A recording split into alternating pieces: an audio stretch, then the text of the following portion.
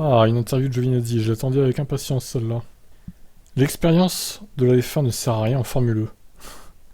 Ah, il est nulle part en Formule E, c'est une catastrophe ce pilote. Malheureusement, c'est une voiture et un format complètement différent. Tout est différent de ce que j'ai appris dans le passé dans les catégories. Dans d'autres catégories en F1, rien ne fonctionne ici. Comment vous devez freiner la mentalité en course pour ne pas attaquer, le besoin d'économiser de l'énergie, de recharger la batterie, c'est complètement différent. Ce sont des choses qui m'ont donné envie d'essayer et de venir ici, pour être honnête, pour apprendre de nouvelles choses.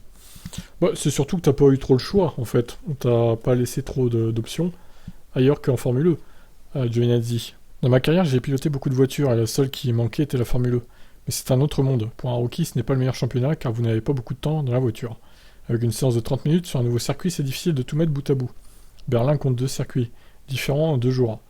Ce ne sont pas des circuits difficiles, mais vous devez les apprendre et je n'étais pas vraiment rapide là-bas. Mais Giovinazzi, il a rien à foutre en Formule 1 en fait. Il gâche une place en vrai.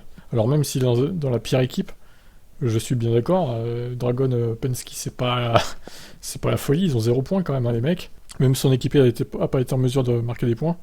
Giovinazzi n'a rien à faire dans cette discipline. Par contre, il n'exclut pas un retour en F1. Nous verrons, il ne faut jamais dire jamais. Je ne sais pas ce que je ferai l'année prochaine, mais j'espère que je le saurai assez vite. Pour l'instant, je vais me concentrer sur les prochaines courses, le championnat est presque terminé, puis nous verrons ce que je fais. Je n'ai pas de nouvelles pour le moment. Quand je terminerai la saison, je penserai à moi et à ce que j'aime. Et j'essaierai de faire le meilleur choix pour l'année prochaine. Les principales choses que j'aime dans ce championnat sont la pré-course et les circuits urbains. Vous ne pouvez pas courir dans d'autres catégories à New York, Rome ou Londres. C'est sûr que c'est vraiment bien pour le championnat. L'autre facette en compétition est plus calme.